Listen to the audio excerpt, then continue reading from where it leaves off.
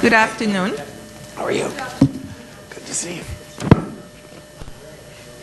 We are going to continue our presentation with two panels that have been blended together.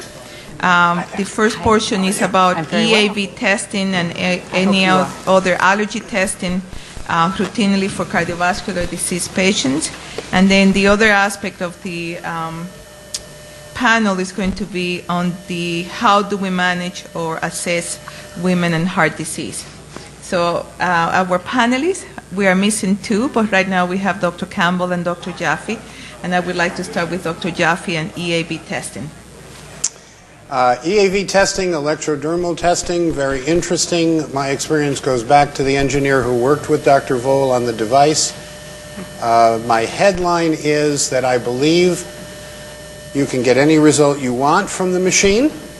However, if the person doing the EAV testing can completely blank or neutralize themselves, that is, they're just a recording device helping the machine to work, whatever healing gifts that person has, I believe, can be expressed through the machine, because a distractor is always helpful in the presence of a healer. And the people who I worked with in that regard believe that you don't have to know whether you are or not. In fact, if you have the gift, it's actually better to not know about it, just to use it. So my bottom line on EAV testing is, if you can really maintain your neutrality, you can get objective information. If you don't maintain your individuality or objectivity or neutrality, I believe I could get and you can get any information, any result you want. So the observer is very important to the observation, and I believe the basic effect is that the machine is a distractor, allowing gifted healers to express their healing abilities.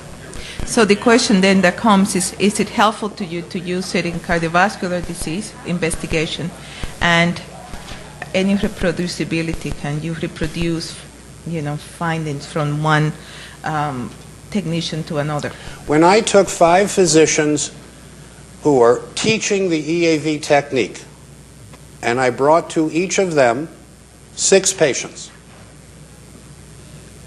they each got different results. There was no inter-observer correlation that we could observe. And that's when 2 of them stopped teaching the technique. Interesting. And what's your opinion, Ellie? Well, first of all, I think, does everybody know what EAV testing is and what it looks like and how it works? Okay, so EAV stands for electroacupuncture of Vole. Dr. Vole was the electrophysiology physician who discovered this technology. You use a pen that's connected to a computer, a transducer, and you touch acupuncture points on the hands and on the feet. Use that electrical energy to feed into the computer, and it will assess the energy imbalances of pretty much anything that you want to ask it.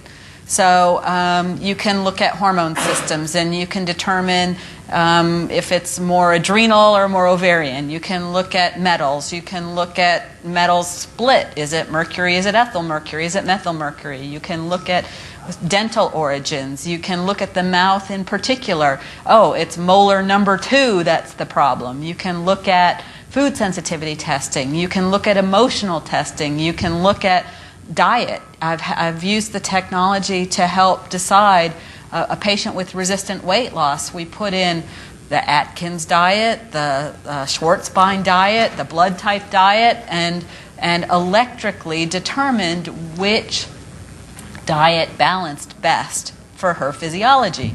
Used that diet, she lost 15 pounds for the first time in 15 years.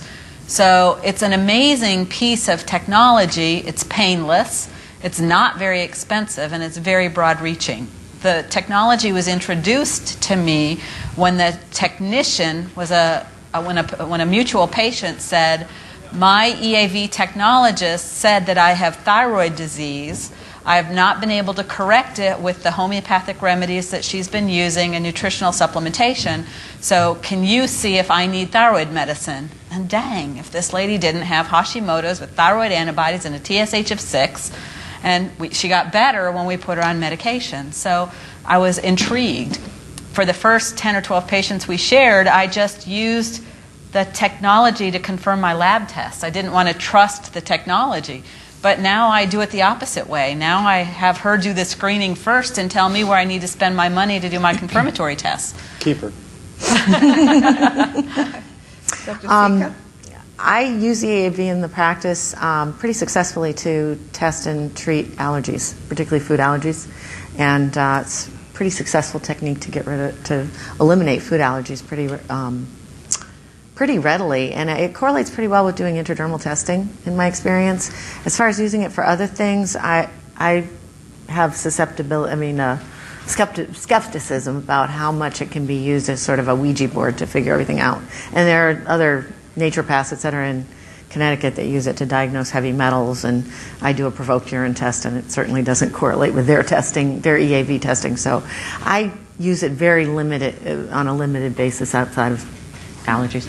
Dr. Wilson? Yeah, I've had a love-hate relationship with EAV testing for 20 years, and have been through numerous different iterations of the equipment for that purpose.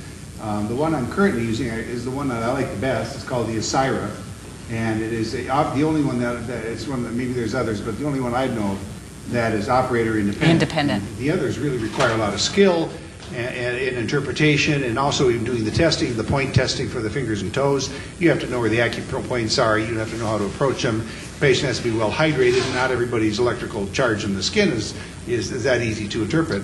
I found that when I was doing point testing, how good the results you got really depended on who was doing the testing.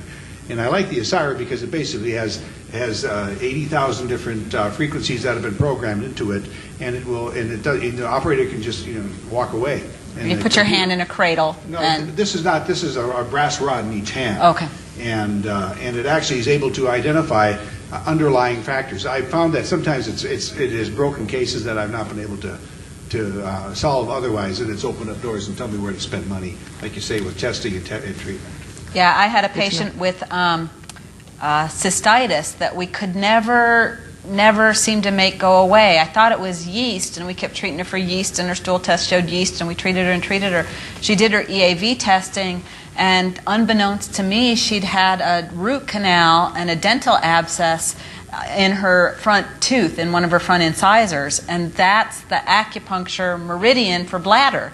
So until we got that tooth fixed, we never made her bladder better, and it was the EAV testing that clued us into that's where the problem was. So what's the cost of the machine? What's the cost of your ICIM machine? I think it's around $12,000, but it's also nice with that company because all of the upgrades are free into perpetuity, and so it's not an exorbitant expense.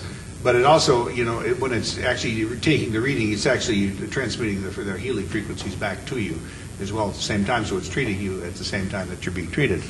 Yeah, that's the other thing. EAV testing can be used not only for an assessment, but also for a remedy, a prescription, a drug, a diet, a lifestyle change that's therapeutically balancing to the imbalance that was detected. So in terms of our saving 1 million hearts, how would you apply it? Or is there any application that you will have? Well, I think, of course, it all comes to inflammation. And this technique can help us to identify relatively hidden sources of inflammation and help to correct them. Food sensitivities, I think, being chief among them. I found it a very effective way to screen for food sensitivities. My favorite thing to do with food allergies is actually Sherry Tenpenny's SRT technique, the sensitivity removal technique, which is simple, it's elegant, and it's like NAET on high speed, and it really works well. Thank you. So I made the decision to have, in the panel about women and heart disease, to have 2 gentlemen. And the main reason is that we all treat 50% women, 50% men sometimes. So I'm going to ask what role those hormones play in the development of cardiovascular disease, in your opinion, Dr. Sika? Well, I think hormones are a huge, we've talked about that a little bit already today in terms of thyroid hormone. I studied with Broda Barnes and Jacques Hertog from Belgium, and both of them considered thyroid, untreated hypothyroidism as fundamental to heart disease. And cholesterol used to be years ago, before they developed the, in my opinion, somewhat worthless thyroid so-called function tests, cholesterol was a diagnostic test for hypothyroidism. So I think it's absolutely essential to assess and treat thyroid function, particularly in women, because I think it's more common in women than men. But I think in both men and women, if somebody's diagnosed with heart disease, I think you need to assess the thyroid and also the hormones. And going back to what we were discussing a little bit earlier about testosterone in men, I think the drop in testosterone does have an effect on the vascular tree, and you can, as Mueller proved, you can reverse it with testosterone, high enough doses of testosterone, and he used huge doses of testosterone. The one caution that I wanted to add that I didn't have time to previously is that you want to make sure that it's not getting converted to estrogen, particularly in men, because then that's going to tend to just add to the problem instead of the metabolic syndrome problem, as opposed to treating it. And I use natural aromatase inhibitors. I don't think any of them work particularly well, but I will go if it's a serious problem, and you often see that in men with abdominal obesity. You might need to go to Arimidex or Aromacin and use one of those. Dr. Wilson? Well, I appreciate the importance of testosterone, but I'm always concerned about exogenous administration of testosterone, because you're basically overriding the hypothalamic pituitary adrenal axis, which I think is one of the most sensitive, delicate, natural feedback systems in all the world of nature. And from some of the work that I've done and research that I've done, I know there's a subset of the population of men that you administer testosterone to exogenously that can set into motion some changes that can lead to chronic degenerative neurological conditions. And the problem is I don't know how you identify who those folks are. So I prefer to boosting testosterone. If I can, I'll use Testoplex from Zymogen, which actually releases the testosterone from the bound sex hormone binding globulin, and I'll use Tribulus terrestris, which if you're familiar with this horny goatweed, and I found that 1,000 milligram dose twice a day works better than the smaller dose. So if I can stimulate the body to make more testosterone, I prefer that. But I understand there's times and places, like somebody pointed out to me, the fellow with the bad ulcerated leg, it would have been a good idea to put him on testosterone. That's but right. going I back don't know why I missed that one, but I did. The other thing you can use, by the way, is HCG women injection. hormones and heart. Yeah, going back to women's back to hormone the and heart, heart. Yeah. How do you approach a woman with heart disease, or somebody that comes to your office for a wellness screen and she's age 50, recently menopausal, smoker? Well, I have a nurse practitioner who's exceptionally gifted at hormone manipulations with women, and I let her do all of that. So. Oh, okay, so that's simple. And Dr. Jaffe? Hormones are modulators or amplifiers. We produce more hormones when we need more amplification. My view is that the major driver of hormone imbalance is repair imbalance. That repair imbalance is inflammation, but thought more deeply. And so the first thing I want to do is physiologically get people into balance with regard to inflammatory markers. I use high sensitivity CRP, and I push repair stimulating polyphenolics and other similar compounds to achieve a healthy HSCRP of less than 0.5. You can pick one. One is good. I think 0.5 is even better. But you want your HSCRP to show no repair deficit, quote, inflammatory need. That's number one. Number two is, can they detoxify? Because if the homocysteine is above 6, they're having problems with methylation, detoxification, and transport. So we increase B complex, and we increase betaine or trimethylglycine. And our target for homocysteine is less than 6. The difference in risk of a high sensitivity CRP of 0.5 versus 10 is 20-fold. Wow. That's as big as the risk of non-smoking and smoking, almost. The risk of homocysteine, 6 versus 16, 20-fold. A separate independent risk marker. So those are the first two I look at. The next one is antioxidant status.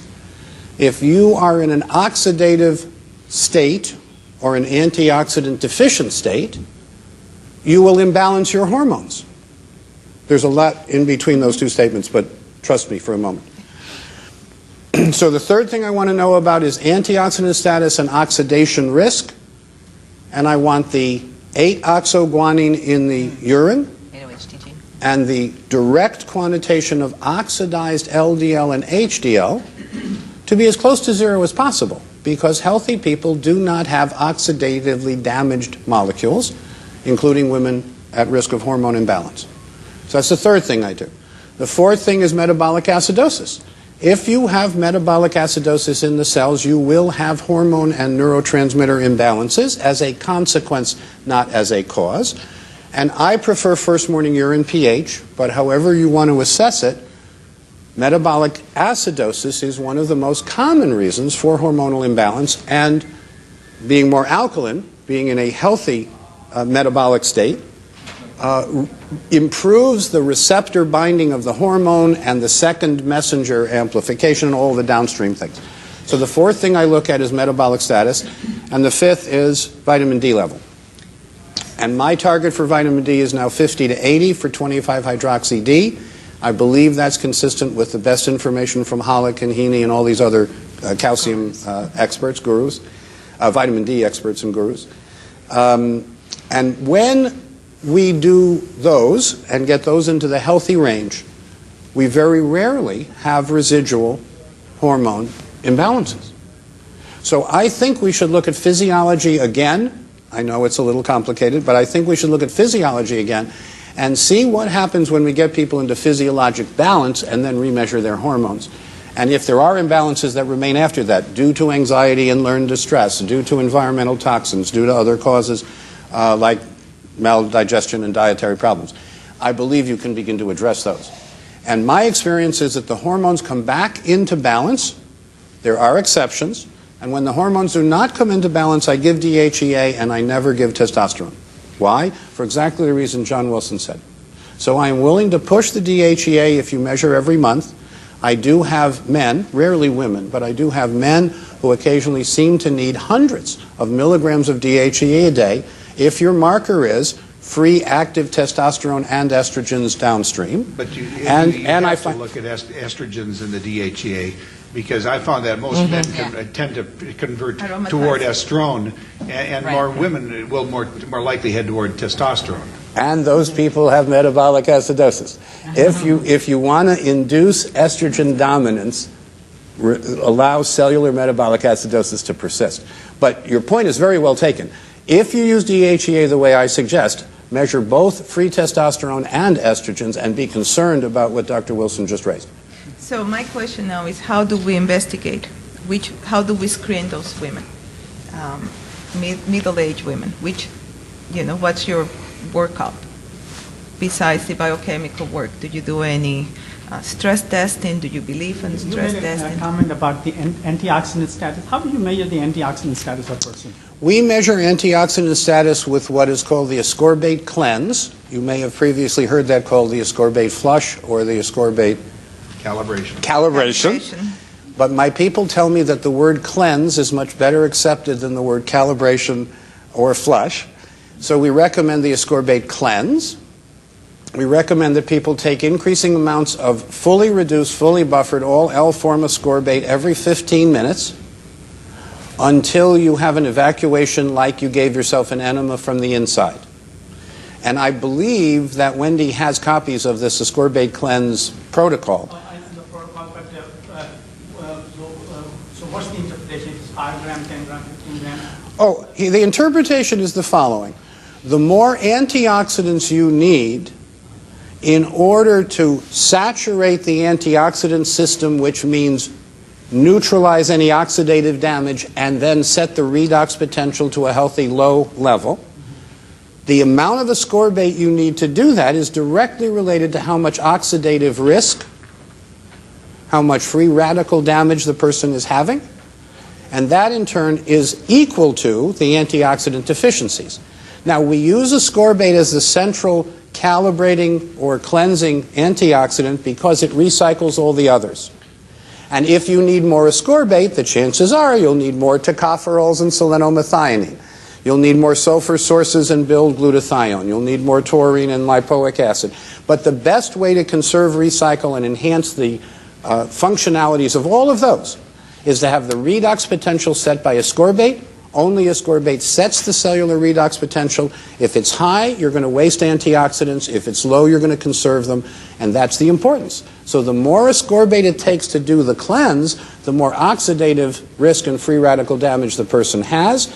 And we find that very powerful as an educational tool, a compliance motivational tool, as well as a clinically useful. So basically you don't do any laboratory testing of CoQ10 levels, or do you do, like, vitamin E, vitamin C? Do you do those measurements as well? I do not first line do those measurements. I do first line work with the physiology, as I said first. Then we go to things like the ascorbate cleanse to find out how much antioxidants you need. At that point, we may well do follow-up testing along the lines of what you're saying to see, did we miss something? Is the person on statins and their CoQ10 is 50% of what I thought, but they forgot to mention and I forgot to ask, or something like that?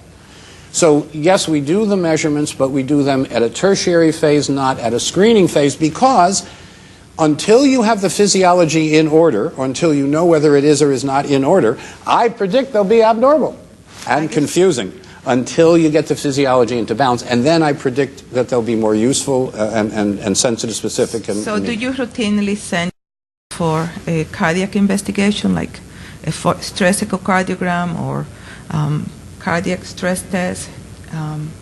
Routinely, I do. No, of course not routinely. I mean, it would depend on their risk factors and their family history and their personal history and their levels and their symptoms and so when you doing a routine pap smear, a routine echo, no. But when you know that this patient is at high risk, how do you want to document any form of established vascular disease? What would be your test of choice? The cardiologist that I work with in general likes to do stress echocardiograms in women rather than cardiac catheterization. Find that it seems to be a little bit better correlate in women. I would just echo everything that Ellie just said. Dr. Wilson? No, I agree. I would stay away from invasive tests. I like stress tests for somebody who's symptomatic. It's a physiologic test, and otherwise I think I would screen men and women. Similar. I do one more clinical thing, which is I ask people if they walk. And if they look back at me like, what's that? What's walking? Do I walk? I don't know if I walk. I ask people if they walk, and then I ask them, how far can you walk briskly without getting short of breath? And very often, for the first time, I find that they do get short of breath, but I didn't get that history before I asked the question in a certain way. So my stress test, my clinical pre-stress test, I wouldn't really call this a full stress test, but my clinical assessment is to ask them if they walk, and especially if they're more sedentary, as most tend to be in America. I ask, can they walk briskly, and do they get short of breath? And I am often surprised at how many people either can't walk briskly or can't remember the last time they did, don't know if they get short of breath, except they can't breathe, and then I have them walk briskly, including up and down stairs. Because if you want to know whether someone will run out of breath, the best way to test them is ask them to walk up and down the stairs. So my question now is... A normal response, but a normal person, what will say, answer to your question? A normal person's answer to the question is, yes, I do walk, and I can walk briskly, and I never get short of breath. If you run on a treadmill, I'll make you short of breath, but a healthy person will never get short of breath, no matter how briskly they walk. Yeah, Jeanette, the stress test that I would say I do routinely is an adrenal stress test. On almost every patient, perimenopausal women for cardiovascular risk, a 4-point salivary cortisol test is something that I would do on everybody. And I went to a non-medical conference, and Alison Armstrong was her name, excellent conference, celebrating men satisfying women. Difference between how men and women communicate. And in general, men, when they're single-focused and project-driven and trying to accomplish a result, they do that based on testosterone. But women executives, women high-functioning, independent practitioners, we can't have enough testosterone to drive those behaviors, so we drive them with cortisol.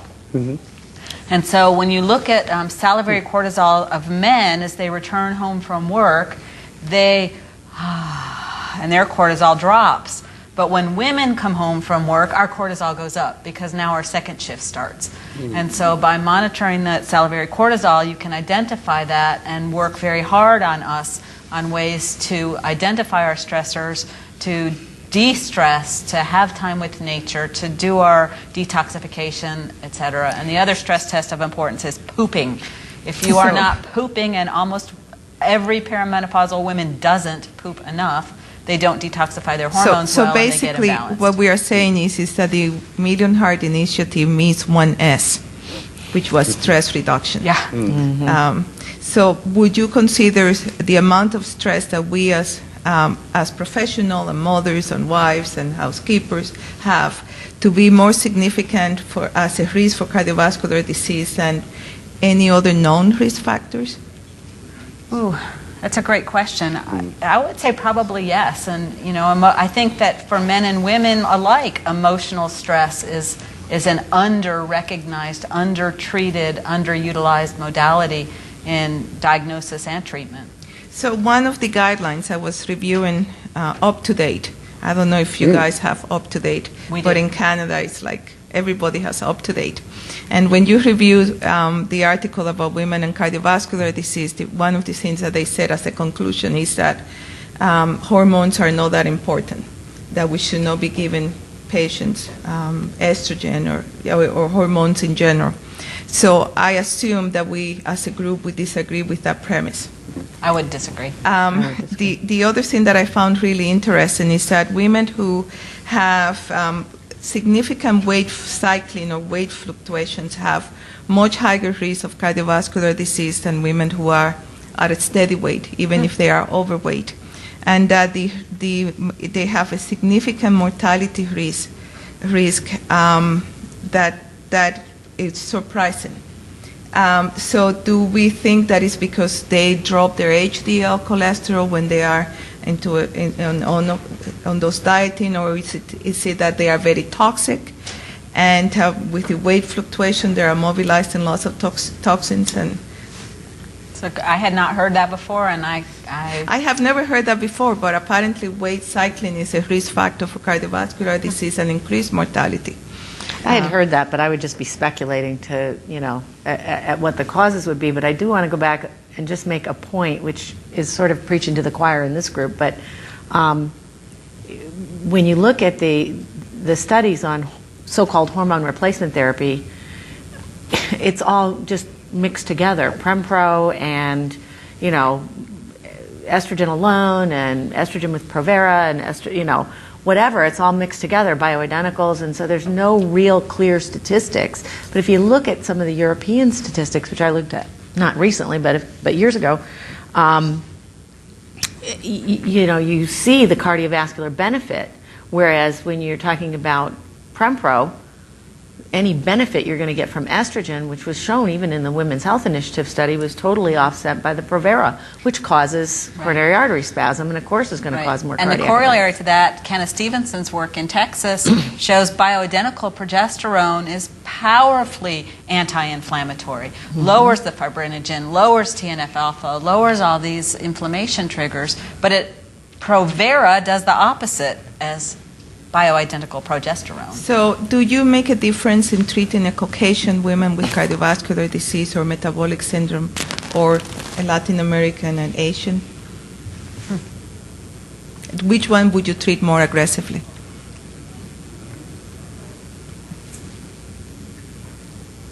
I would say that I would treat the risk factors more than the ethnicity. So apparently there is a difference in ethnicity, and that Asian and Latin American women tend to develop significantly more severe cardiovascular disease than right, but is that because their risk factors are more predictive? I think being treated equally or managed equally, we do have a much higher risk. I don't know if you have a comment about it. It's a very complicated subject. People have been trying to figure it out for a long time. I first want to talk about cycling weight, and then I'll comment about the left.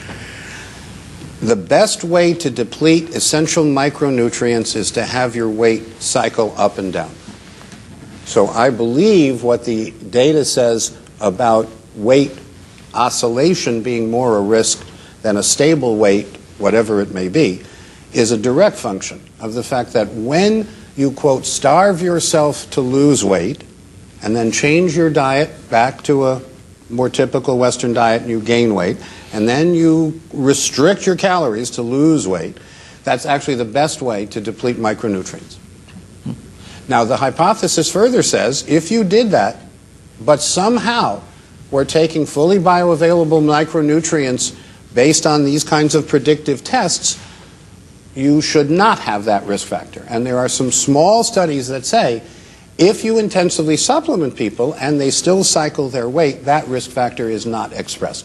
So I believe there is some evidence to support the notion that people who change their weight up and down, up and down, up and down, are actually depleting themselves of essential micronutrients. They should be tested for that, and if any of that is found, replete them. In regard to ethnicity, there clearly, epidemiologically, there clearly are ethnic differences. And I can tell you that $2.5 billion of the Human Genome Project has been used to find those differences, and thus far they have not been found. So I believe this is an epigenetic, not a genetic defect. And I go back to Sodi Payeras. Sodi Payeras was a cardiologist in Mexico who treated advanced cardiovascular disease and congestive heart failure with what he called the Mexican peasant diet. When he fed people tortillas made from stone ground, organically grown or equivalent to organically grown corn with a stone grinder, which added minerals to the masa, to the mash, people got better and had less metabolic acidosis. When he fed them the hospital-based tortillas, which were machine ground and made, they got worse. And when he analyzed them, the difference was the mineral content. That the stone grinding adds a small but significant amount of buffering mineral that helps actually digest the food. So I believe this is an epigenetic difference, and I believe that we have taught certain ethnic groups to eat certain diets and live with certain stresses that distinguish them by population, but not by genetics. Thank you. I'd like to comment about the ethnicity issue, taking us back to toxic metal issues and cardiovascular disease. Dr. Roger Masters, who's an emeritus professor from Dartmouth University, did a huge study with over 400,000 children in which he measured their whole blood lead level and looked at their IQ score and determined whether or not they were drinking water from a fluoridated municipal water source. And he identified that the presence of fluoride in the drinking water synergistically increased the toxicity of lead by the factor of 4-fold for Caucasians, 6-fold for Hispanics, and 7-fold for blacks. So there maybe is, that's perhaps another magnification of the epigenetic theory. Well, right. See, the epigenetics would say that if we could have completely profiled them for antioxidants and buffering minerals and essential micronutrients, we would find distinctions between those groups that were not genetically driven but were, quote, habit, lifestyle driven. So it's testable, but I don't know that anyone has done that. He didn't look in their mouths to see how many mercury fillings they had either. That's a good question. So the question that I have now to finalize, and then we go into another panel, is that do you use statins in women? Is that a good choice for us to? Statins in women? Do we use statins? Do you use statins? I think to my knowledge, there's not any clinical research that says for primary prevention for women there is any support to use a statin in women.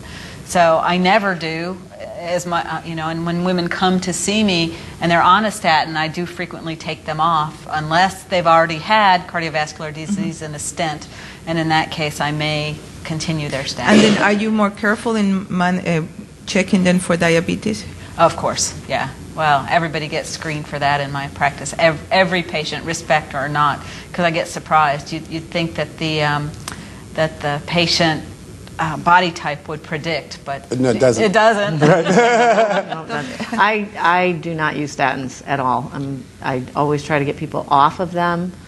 Generally, there's some cardiologist or primary care who's prescribing them if the patient is on them, and I won't prescribe them. So I don't discriminate between men and women. I don't prescribe them either. And Dr. Jeff? With regard to statins, the argument that I hear from colleagues is the following. All-cause morbidity mortality is reduced by the use of statins, including in the drinking water. Now, that's what I hear. But here's what I see when I look at the data. Statins work before they lower cholesterol levels. Statins are mild antioxidants. So I predict that people who have adequate antioxidants will have no benefit from statins and all risk.